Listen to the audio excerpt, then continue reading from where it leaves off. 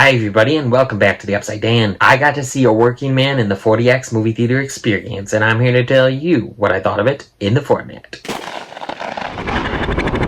Before I get started, please make me your 40X guy by subscribing to my channel, liking this video, and hitting that notification bell so you don't miss any more 40X content from me. A Working Man as a film is fine. It had enough fun moments. I didn't hate my time watching it. I really liked The Beekeeper because I think I had lower expectations for it. I didn't think it was going to be that great, and then I had a lot of fun with it in 40X and a lot of fun with it as a film. It's not a great film, but still. This one, I think I had higher expectations for because I liked The Beekeeper. Not that high expectations still, but like higher because we had something to base it off of with The Beekeeper. But A Working Man is a fine enough time. But how is it in 40X? Right off the bat, the seat movements start. There's an opening credit sequence going through some random images. There was a lot of fun seat movements, actually. There's some intensity here. It's not like overly intense, but there were some times when I thought it got up there. None of the scenes are going to go on a list of best 40X scenes at all, but there was some intensity and really a lot of fun to be had with some of these seat movements during the really big action sequences. There's definitely some really good action where it's moving along with all the punches, the kicks, getting thrown across the room, getting things thrown at them. The weapons, the seats are rumbling and vibrating with that. If someone gets hit with a blunt object, you're feeling the massager in the back of your seat. You're feeling the massager if someone gets thrown against something or rolls down a hill or falls. The pulse of air at your neck and ears and ankles, you're feeling that as well with some of the action and the weapons. When weapons go off, a lot of times the air pulse will go. If someone's just shooting, and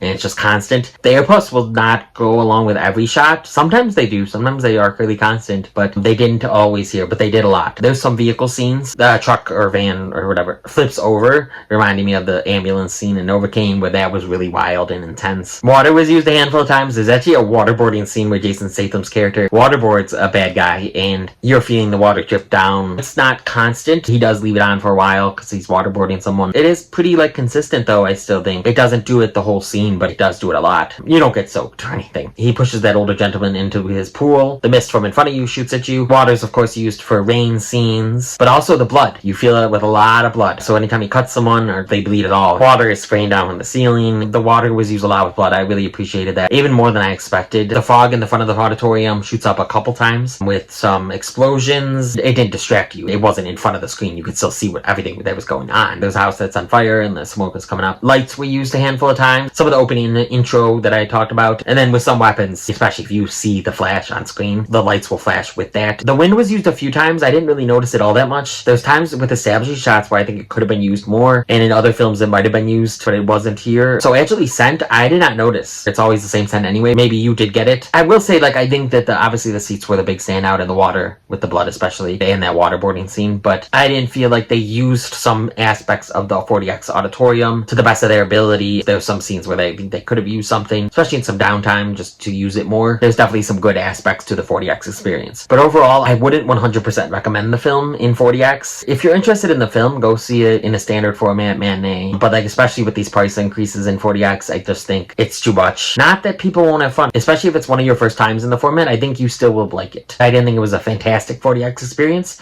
but I did think it was a solid 40X experience. But I just think someone that goes to 40X all the time, it wasn't that much of a standout. It's probably in the upper half of the year so far, but that's not saying that much. The movie's just fine as well. I definitely preferred The Beekeeper as a film and in 40X. Have you seen A Working Man in 40X? What did you think of it in the format, and what did you think of it just as a film? Do you agree with me? Do you think it wasn't that great of a 40X experience, or do you think it was really fun? Let me know down in that comment section. If you liked what you've seen here and you want to see some more content from me, please click around here to see some other content from me. Please like this video, comment on this video, share this video with the movie fans in your life. Hit that notification bell, subscribe, make me your 40X guy, and come to the Upside Dan.